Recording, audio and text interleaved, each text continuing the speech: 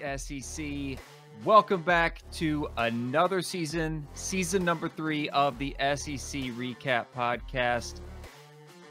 It is great to be back. I'm your host, Ben Warren. You can find me on X at SEC Recap. Find all of the content at secrecap.com.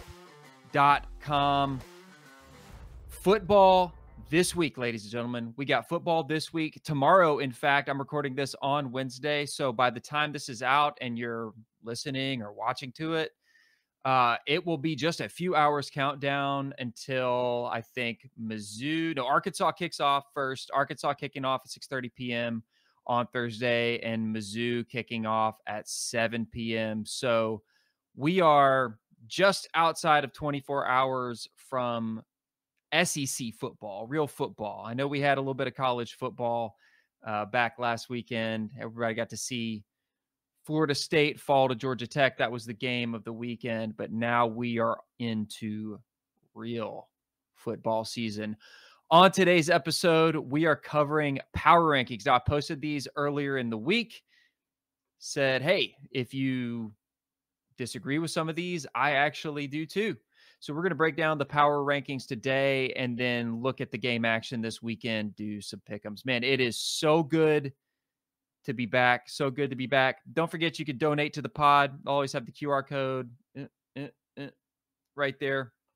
And don't forget, you can check out a super cool merch, SEC Pride merch, and all that good stuff at bonfire.com/store/SEC recap. So let's not waste any more time. Let's just get right into it. Pull it up on the screen. So first, let me talk about the model. I'll pull this up.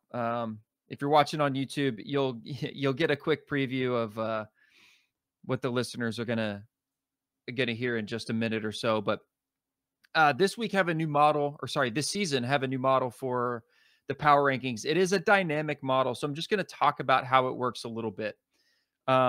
I did not manually adjust for any of these power rankings. So if you've already seen the post on Twitter or on the website, there was no manual involvement in that whatsoever. What I did was I took a look at efficiency rankings, which uses a little bit of last year's data, kind of looks at what teams have coming back, returning for the 2024 season, and then, the strength at key positions, and then use some other metrics. I'm not going to give away all of the math that I used, but what these are not predicted end of season finish rankings. These are neutral site, head to head. How would each team fare against every other SEC team on a neutral site? And so as we get to see some of these games played throughout the season, we'll have some head to head matchups, and I have a matrix that will factor in the head-to-head matchups. I'll be able to pick some of those games, hopefully with a high degree of efficiency. And we'll get to see how that plays out. So week over week, you will see these rankings automatically adjust. The model is dynamic. It's not static. So again, with that in mind, this is not a reflection of how I personally feel.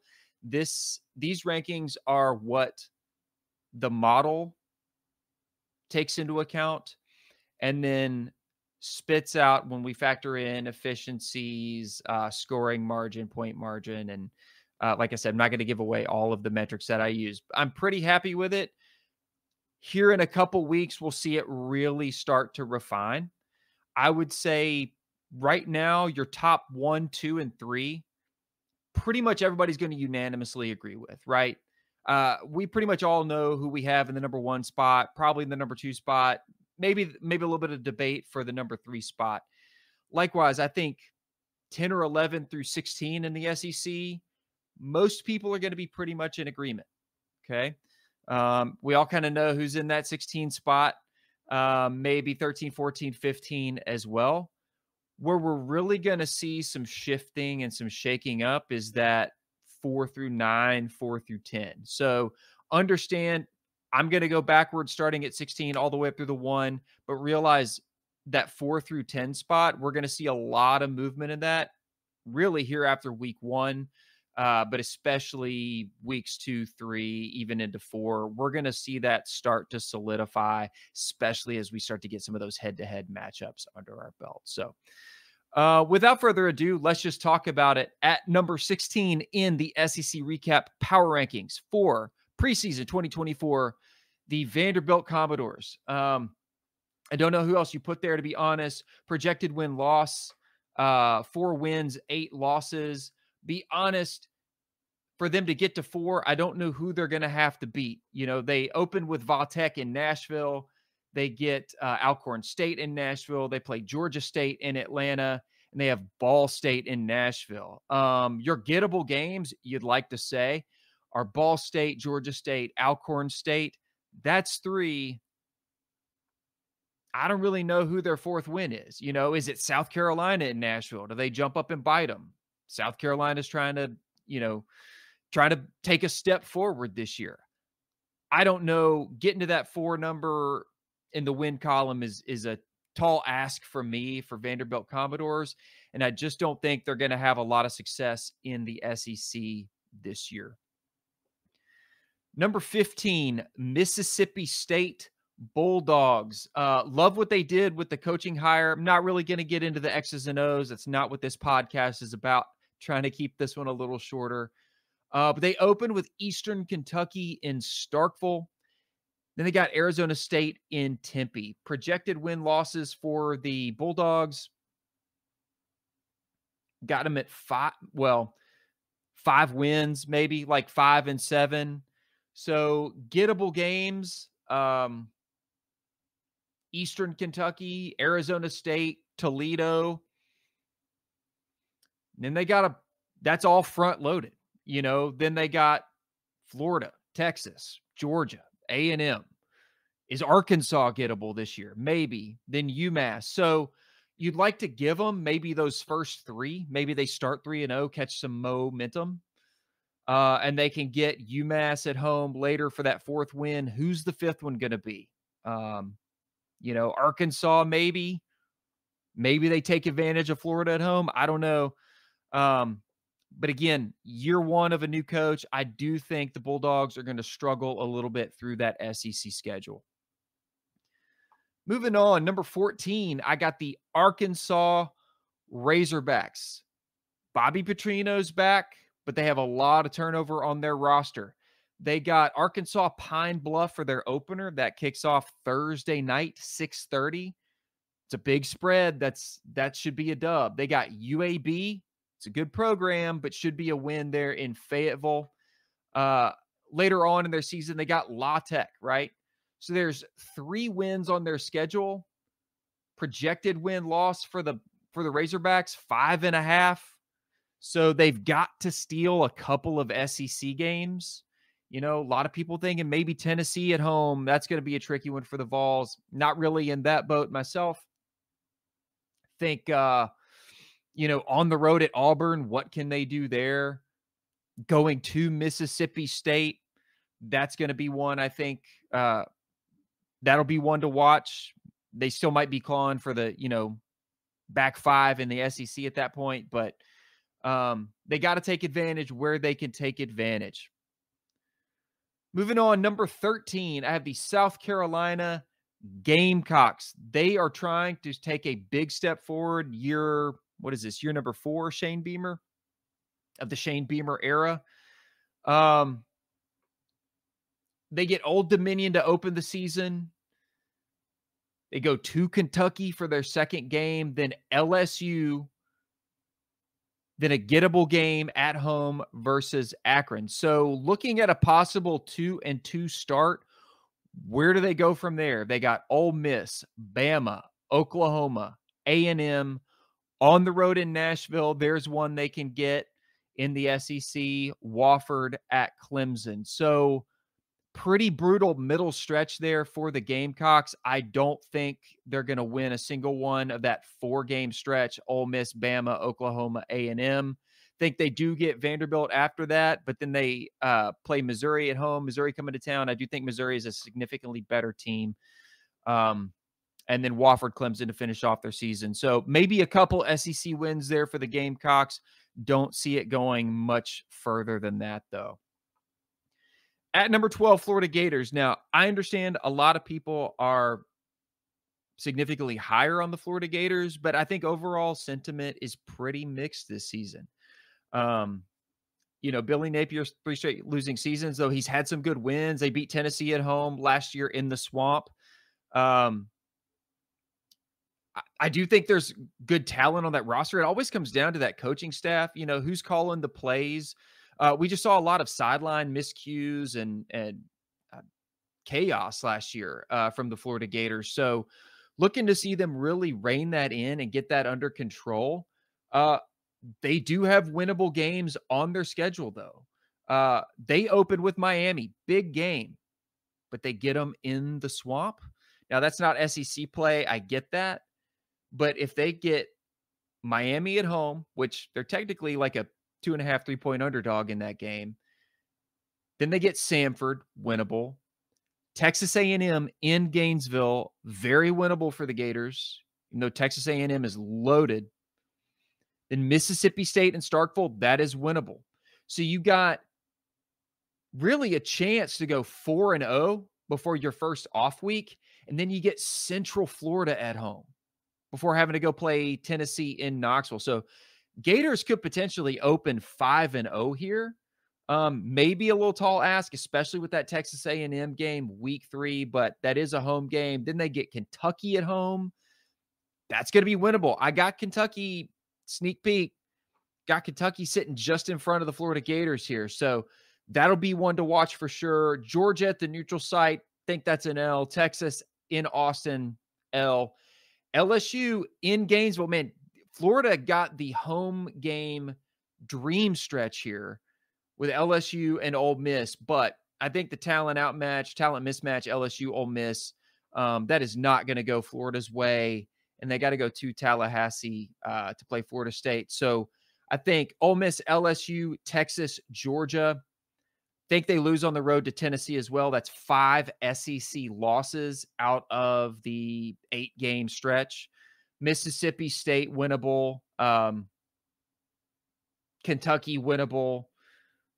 A&M, I'm not really betting on it, at least not right now, but possibly winnable. So that's why I got the Gators sitting at 12 in the power rankings. So like I said, coming in at number 11, Kentucky. I'd like to see what happens at quarterback for Kentucky this year.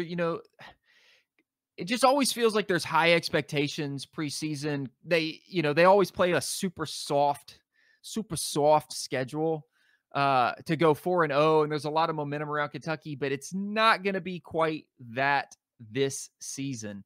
They got Southern Miss in Lexington. It's an interesting game. And then South Carolina comes to town. There's a big back and forth there between South Carolina, Mark Stoops, Shane Beamer, Mark Stoops. So, South Carolina's kind of had Kentucky the last couple of seasons. That's a losable game for Kentucky, even there at home. I'm not going to bet on Kentucky to lose, but I'm just saying, watch out. Then they get Georgia coming to town, calling that one an L. They play Ohio in Lexington, and then they play Ole Miss in Oxford. Think of those 3 SEC games in that first 5-game stretch, they're dropping 2 of them. Then they get Vandy, Florida, Auburn, Tennessee. I think Vandy's a win. Florida, that is a winnable game for Florida, a losable game for Kentucky there in the Swamp, especially if it's a night game. If it's a noon game, who knows? Kentucky gets Auburn in Lexington. That's an interesting one. Maybe a toss-up there. And then they play Tennessee in Knoxville. Tennessee has absolutely owned Kentucky. Not even up for debate. That's an L there. They get Texas in the last 3-game stretch of their season. Murray State, Texas, Louisville. So they're dropping Texas. They're dropping Tennessee. If I had to pick the Florida game, I'd give it to Florida. So there's 3 losses, and then I'm giving them losses to Ole Miss, Georgia, South Carolina, Auburn being toss-ups. So 3-4 SEC losses there that I see. Maybe they could steal one of those, crack the top 10 here. And rounding out this back 6 at number 10, the Auburn Tigers. I want Auburn to be a little bit better this year. I think they have a fantastic running back. What is Peyton Thorne in that offense, though? That remains to be seen. They get Alabama, A&M, Cal, New Mexico, Arkansas, Oklahoma, Georgia. I think Arkansas is definitely winnable there. Oklahoma, I think Auburn's losing that game. Maybe I'll be proven wrong, but if just picking based on my gut, not looking at any metrics right now, preseason, I think Oklahoma's a better team. And then they go play Georgia. So 2 of their first 3 SEC games there are losses. They get Missouri, where they go to Missouri. They go to Kentucky and then Vanderbilt. I think Missouri's winnable. I know a lot of people are pretty high on Missouri because they have a favorable schedule this year, but SEC, Auburn going to Columbia, that's a winnable game for Auburn. Kentucky's a toss-up too. So through those first 6 SEC games, Auburn could split. They could definitely split. They could also end up with 4 losses there if they're not careful. And then they have Texas A&M, Alabama to finish the season. I'm not giving them wins against A&M or Alabama, so I think there's a couple losses there, including the Iron Bowl. No, Auburn fans don't want to hear that, but that is just the way I see it. Guys, before I go on to the top 10 power rankings, let me just take a second to plug the merch on my website. The SEC Pride merch, plus the one I'm featuring here on your screen if you're watching on YouTube or on Spotify video podcasts. My Big Doink Energy t-shirt. Guys, show your love for Big Doinks with your Big Doink Energy t-shirt. You can get those on my Bonfire store, bonfire.com/SEC recap. I will scroll the ticker down here. bonfire.com/store/SEC recap. I have merch for every school, and a bunch of you guys and gals bought it last year. I am so thankful. It's not a lot of money to me, but I do put some time in on these designs. I bought a few for myself. I bought them as gifts for friends. They come in short sleeve, long sleeve, hoodies, sweatshirts. And a bunch of you all have sent me pictures of you showing off the merch. So Alabama, Auburn, Arkansas, all the way to Texas A&M, Tennessee, Vanderbilt. I've got something for you there, plus some fun stuff like the Big Doink Energy t-shirt. You're going to see me rocking that one on a couple episodes this season. I guarantee it. All right. Cracking the top 10 of the SEC Recap 2024 preseason power rankings. Now, no, there's a lot of people that aren't going to be happy with this. And listen, I'm actually in agreement with you. At number 9, my model right now has LSU at number 9. Personally, I do not agree with this. I think LSU is taking a big step forward, especially defensively. I think they got a lot of talent on offense. I think Garrett Nussmeier is going to be just fine. They open their SEC schedule. Well, first of all, their first 5 are totally winnable. Southern Cal, Nicholls State, South Carolina, UCLA, South Alabama, 1 SEC game in that stretch. Think Tigers are opening 5-0. Then they get Ole Miss, Arkansas, Texas A&M. Ole Miss in Baton Rouge. That is a winnable game. I think Ole Miss is going to be really good this year. They have thrown all their eggs in the portal basket. As good as I think they're going to be. Man, I think that's setting up for a Death Valley at night type of atmosphere. And that is one LSU can absolutely get and needs to get against Ole Miss. Then they get Arkansas in Fayetteville, Texas A&M in College Station. They could split those. LSU, though, they're competitive with Texas A&M. Texas A&M, the new coach, ton of talent. Maybe a toss-up game for me right now, but winnable game there for LSU in College Station. Then they get Alabama in Baton Rouge off a bye week. You got to love that. Again, perfect night game formula right there. Florida in Gainesville, Vanderbilt at home, Oklahoma in Baton Rouge. Such a good home slate.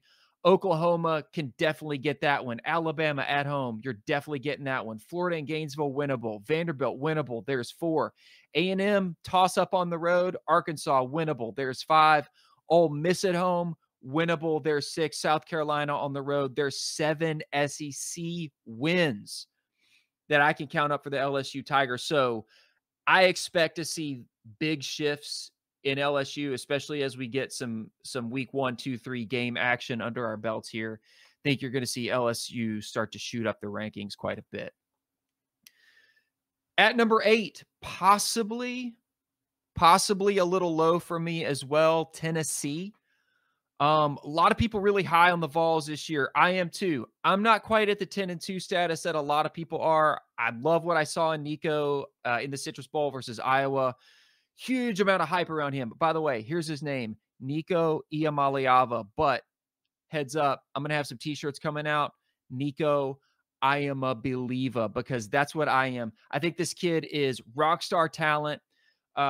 He's got great weapons around him. Chris Brazzell coming up from Tulane. Brew McCoy's back. Squirrel White. You got Dylan Sampson, who just kills it there in the backfield. Super solid defensive line. I think this is going to be one of the best well-rounded teams Tennessee has had in a long, long time. But schedule doesn't set up super favorably for the Vols. Chattanooga to open the season, NC State neutral site.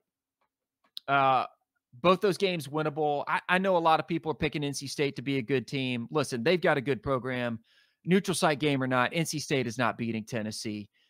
Kent State in Knoxville, you just got to be careful there. They run a very similar offense, so you're not going to be able to throw stuff at them they haven't seen, but talent on talent, Tennessee should win that game. And then a big road test at Oklahoma in Norman. A lot of people picking Tennessee to lose that game. I'm undecided. Oklahoma's a good team. Haven't seen them in the power rankings yet, so naturally you can assume that I have them ranked higher than Tennessee in the preseason SEC rankings. That's a winnable game for Tennessee. What does Nico look like on the road, though? Big question mark there, but they got a bye week coming off that. So one SEC game in the first 4, potential L there for the Vols. Then they go to Arkansas, winnable. Florida at home, you got to win that one. Alabama in Knoxville, night game, Neyland at night, dark mode. I'm feeling it. I'm calling it. You at least go 2 of the 3. Even if you don't beat Bama at home, I know that's a popular pick in favor of the Vols right now. Not quite there yet. I want to see what Alabama looks like, because I think they're still super loaded with talent. But if you can go Arkansas, Florida, drop 1 to Bama, you're still sitting at 2-2 in SEC play. You get Kentucky at home, Mississippi State at home. There's win-win. You're 4-2. Georgia on the road, I think that's an L, 4-3. And then Vanderbilt, you get your 5th SEC win, 5-3.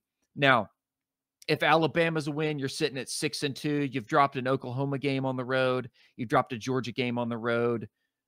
You win your non-con games, that NC State game, there's a path to 10-2. Very clear path to 10-2.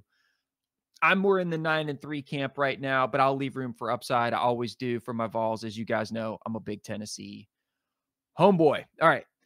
At number 7. Now, I don't know what to make of A&M right now. This feels high. Number 7. If anything, it feels like I should switch Tennessee and A&M. But they got a lot of talent coming back, man. That NIL money down at College Station, don't lie. They got the money to pay the bills down there, the NIL bills. Texas A&M, let's look at projected win-loss. They 7.5. Tennessee's at 8.5. So it's the way these schedules are setting up. This is what I'm saying, guys. You're going to see these move. This is what the model is showing, not necessarily what I think, because I'm not really going to let y'all peek under the hood of how all this shakes out. So the games that A&M has to start the season, Notre Dame, they're actually a favorite there. They get them at home. It's a non-con game, but it's one they got to win if they want to be in playoff conversation. McNeese State, Florida, Bowling Green, Arkansas, Missouri. 6-game stretch, but doable. You get Missouri in College Station, winnable. Arkansas in the neutral site game. They're in Arlington, winnable. And you go on the road to Florida, which even though it's a road game in the Swamp, that's a winnable game. So you can get your first 3 in the SEC there if you're A&M. Mississippi State and Starkville after a bye week, winnable. LSU in College Station, home game. That's a must win if you want to be in playoff contention. If they drop that game, it's still doable, but they go to Auburn at Auburn and Texas. They got Texas in College Station. Nice home game set up there, but I think Texas is going to be tough. Auburn on the road, just maybe a toss-up for me right now. South Carolina in Columbia, though, November 2nd. I think that's a win for the Aggies. So think they can get to 6 wins in the SEC with the possibility to go 7. I don't think they're going undefeated in SEC play, though. I think that Florida game on the road could be a tricky one. LSU, even though it's at home, a tricky one. And Texas in College Station. I'm not going to give you all 3 of those. At number 6, Boomer Sooner. Again, personally, not super locked into this year, but it's looking at a lot of metrics, end of 2023 metrics. We'll have to see some games played to see how this is going to shake out. They got Temple, Houston, Tulane, Tennessee, Auburn. Tennessee, for me, is still a toss-up right now. A lot of people are giving that one to Oklahoma. They get them at home. They can win that, but a lot of people are calling for a Josh Heupel revenge tour there. We shall see. We shall see. On the road at Auburn, they could win there, even though it's a road game. Texas at Dallas. I think Texas is a better team, top to bottom. I'm going to give that one to Texas. South Carolina at home, winnable. Ole Miss on the road, calling that one an L. Then they got Maine at home. Those are cupcake weeks for a lot of teams. And then they get Missouri in Columbia. That's a winnable game on the road for Oklahoma. Now, Mizzou fans probably expect to win that game looking at the schedule right now, but watch out for that one. Think Oklahoma going to Columbia could be dangerous for Mizzou. They end their season with Alabama at home and LSU on the road. I think that's an L and an L. So potentially 3 games that Oklahoma can drop in SEC play. Similar boat to Tennessee, similar boat to A&M. So a lot of seeming parity here, kind of in the middle of the power rankings. We'll see this evolve as the season goes on. Now, at number 5, maybe a little low for some of you. I'm not so sure. Ole Miss, number 5. Probably some of you would have them at 3 or 4. Right now, maybe I tend to agree. Looking at the schedules, looking at rosters, making preseason predictions, I think that's probably true.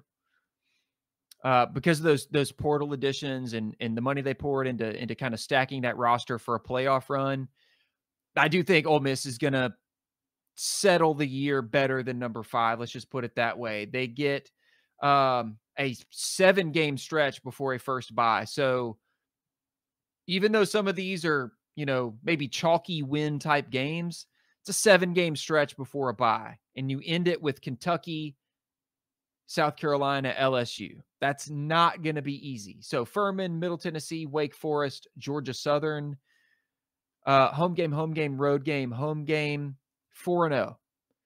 Kentucky at home, you win to go 1-0 in SEC play. South Carolina on the road, Ole Miss should handle that, no problem. But then you got to go play LSU after a 7-game stretch, including a 3-game SEC stretch there. I think Ole Miss could potentially drop LSU on the road.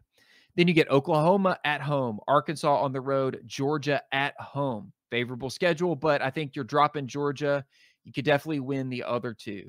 So potentially 2 SEC losses there. You finish with Florida on the road, State at home for the Egg Bowl, win-win.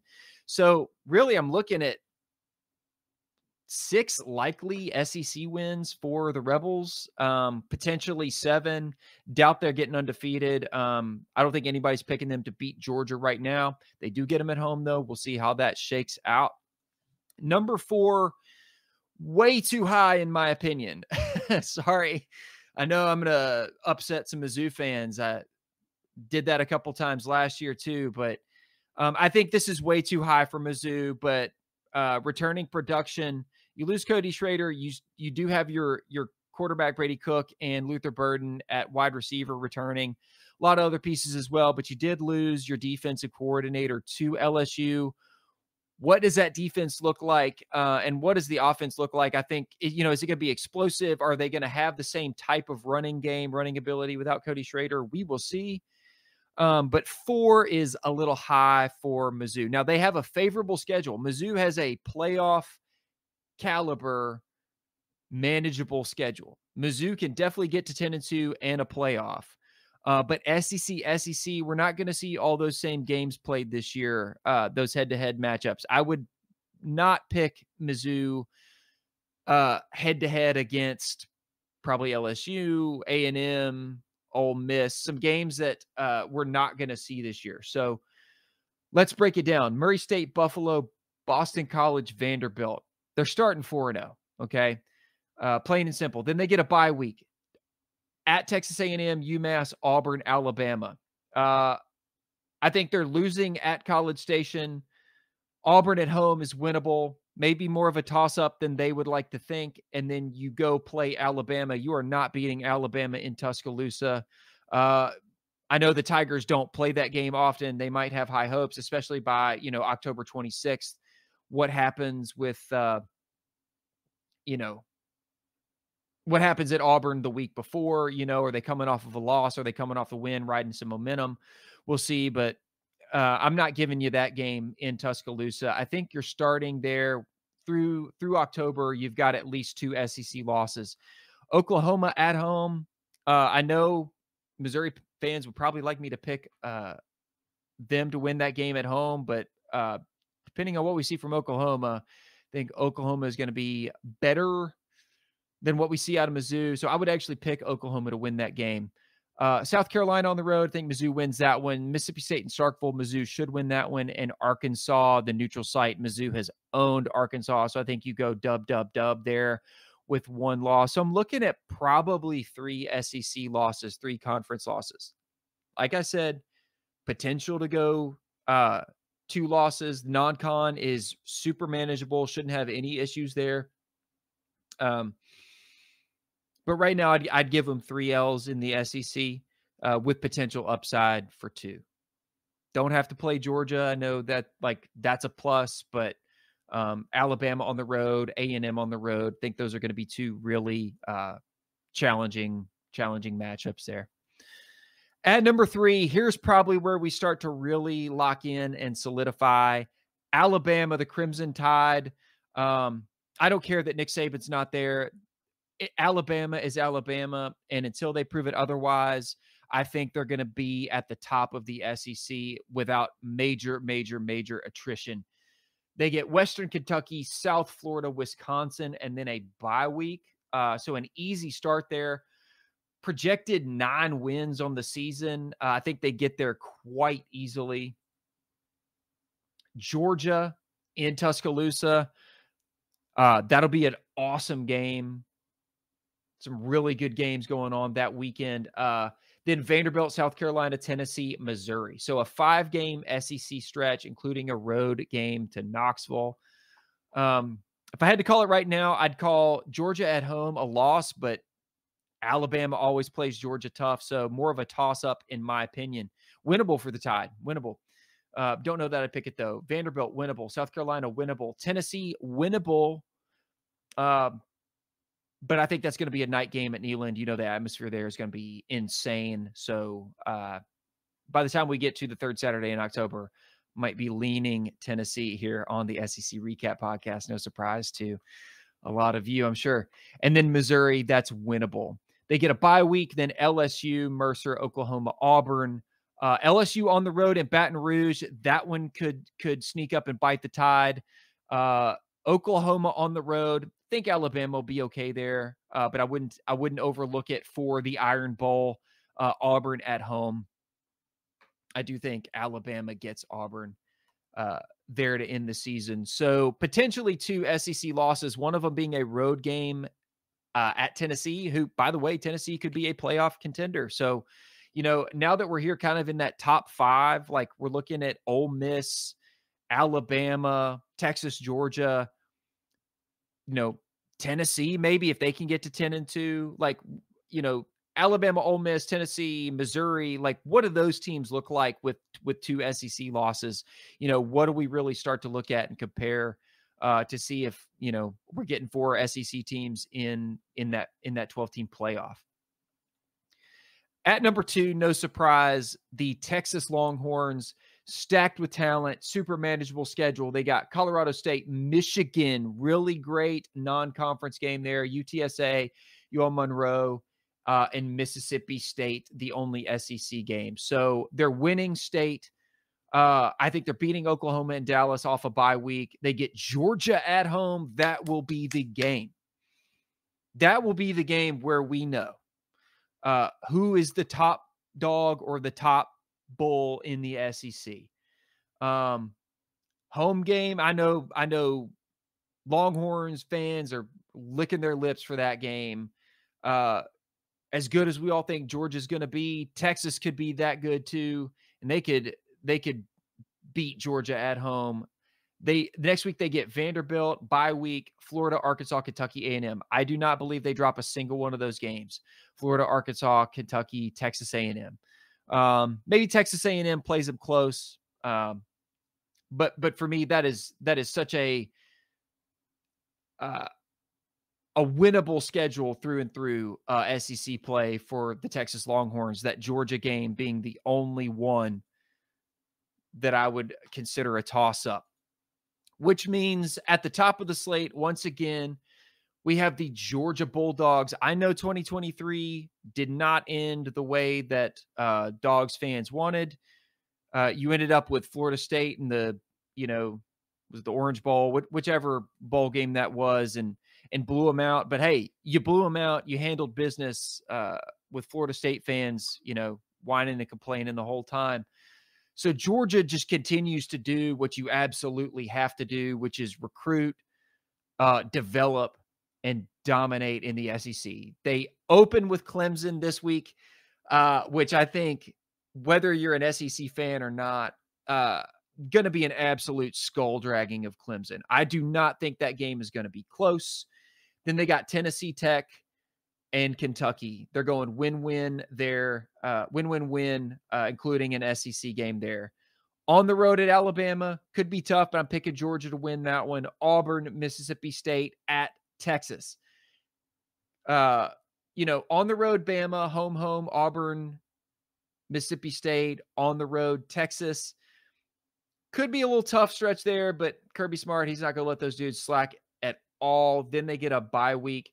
You got Florida for the neutral site, Ole Miss, Tennessee at home, UMass, Georgia Tech, Florida, Ole Miss, Tennessee. I think Georgia's probably winning all 3 of those games. So is there the potential for Georgia to drop at Alabama? Absolutely. Potential for Georgia to drop at Texas?